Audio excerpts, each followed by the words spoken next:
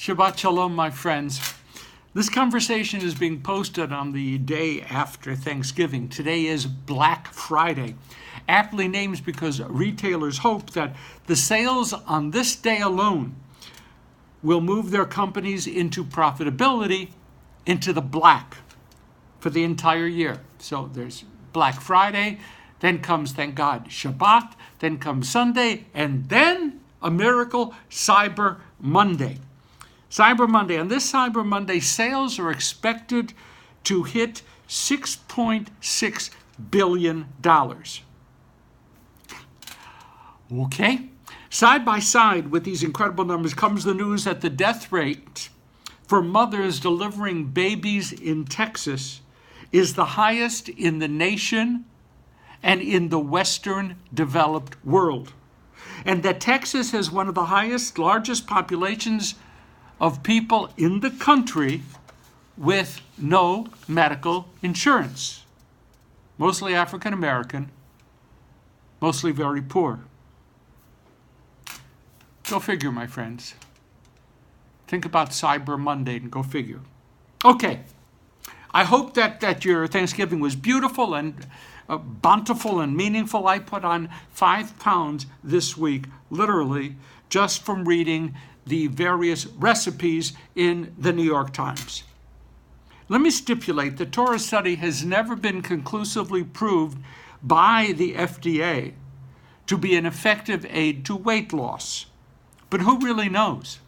Our Sedra is Vayetze, beginning with Genesis 28:10. Let's exercise our minds and our souls.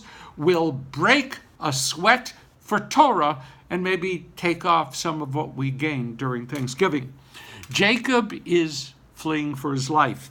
His older twin brother Esau wants to kill Jacob for having stolen his birthright and the blessing of Isaac that goes along with the birthright. Jacob, the tent dweller, is simply not ready to confront that outdoorsman and hunter who is his brother. Was it fear that drove Jacob? Most definitely.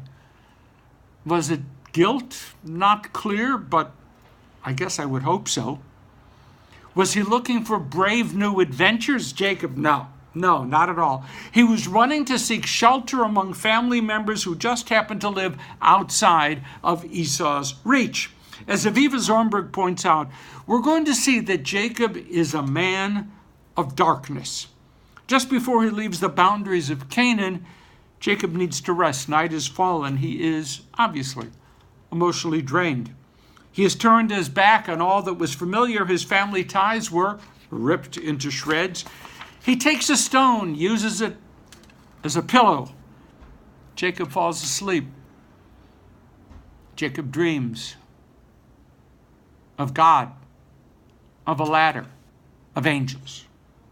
Later, when Jacob reaches his kinsman Laban's home, Jacob falls in love with Rachel. He wants to marry her. In fact, he thinks he has married her. He takes his properly veiled new wife to his tent at night. And in the morning, when there was light, Jacob discovers that he had consummated his marriage not with beloved Rachel, but with that other sister, Leah, in the darkness. Not only does Jacob encounter visions of God and of angels and a ladder, but also the possibilities of deceit and despair many more years later. When Jacob has decided that he can no longer live away from his parental home in Eretz Yisrael, and that for better or for worse, he is going now to have to confront his brother Esau and perhaps die in the process. Jacob gathers his family and sets out. Again, night falls. In the darkness, another dream. And in that dream, Jacob wrestles with some sort of divine being, an angel? Okay, perhaps.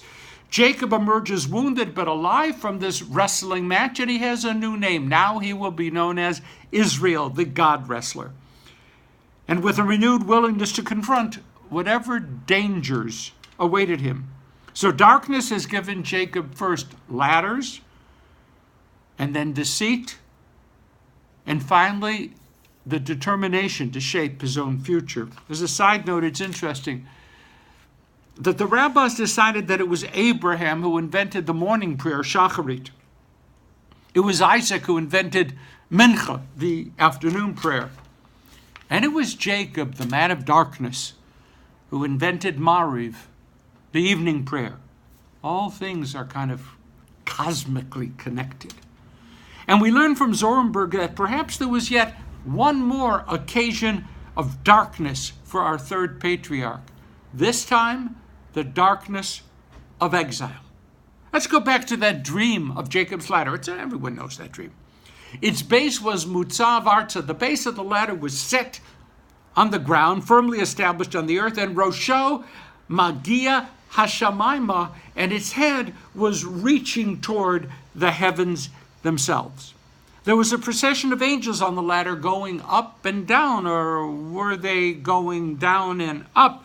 Wouldn't it be logical to assume that angels, ladder, heaven, that the angels would be coming down from heaven and then going back up to heaven, right? Sounds right, not here.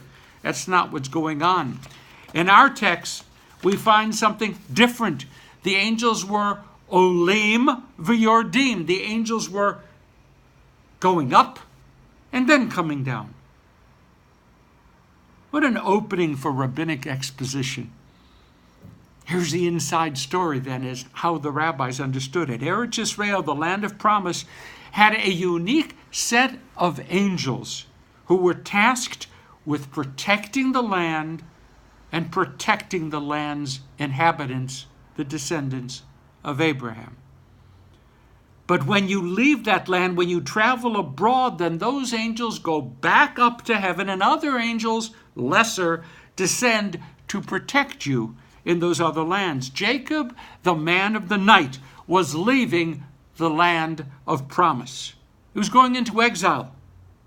Once he leaves the land, capital L, his connection with God and when the heavenly hosts will be of a different quality. One set of angels, the top ones, depart, and another set will accompany him on his way. The rabbis caution us even today to be wary about leaving the promised land and then departing from it. The holiness, the sanctity, the spiritual richness of Eretz Israel cannot be carried beyond its borders. It's like what? Connectivity in our cell phones. In certain places there will always be lots of bars. That's Eretz Israel. But in other places that number is greatly diminished everywhere else. It is literally true, therefore, that some Jews, like, for example, the late Lubavitcher Rebbe, refused to ever go to Israel on a visit because once there, they felt that they were forbidden ever to leave.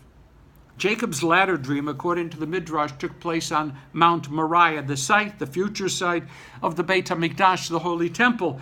Jacob was at the very navel of the universe that connected heaven and earth. When he continues on his way, when he heads into that darkness looking for the family, he will be distancing himself from the source of holiness in darkness. Jacob shattered his ties with his parental home. In darkness, he felt the protection of God lessen as he shattered the barrier between the land of promise and all those other lands. In darkness, he was deceived into a marriage that he did not want. In darkness, he shattered his fear and gained the courage and determination necessary to return to the land and to confront his future. And in darkness, Jacob learns to pray the evening prayer and to rediscover his ties with God. In darkness, there is loss.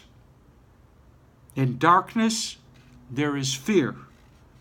In darkness, there is deceit. In darkness, there is the loneliness of exile. In darkness, there is the aloneness without which courage cannot be nurtured. And so Jacob learned to bless the darkness. And by doing so gave reasons for all of us to hold on to our dreams and not to fear the night. Well, that's it for now. Enjoy Shabbat. Enjoy recovery from Thanksgiving. Enjoy Cyber Monday. And while you're at it, try to figure out how a country with billions of dollars of holiday purchases on one day can deny health care to so many needy people. Look to the night and learn to bless it. Shabbat Shalom. See you next week. And, of course, please hit share.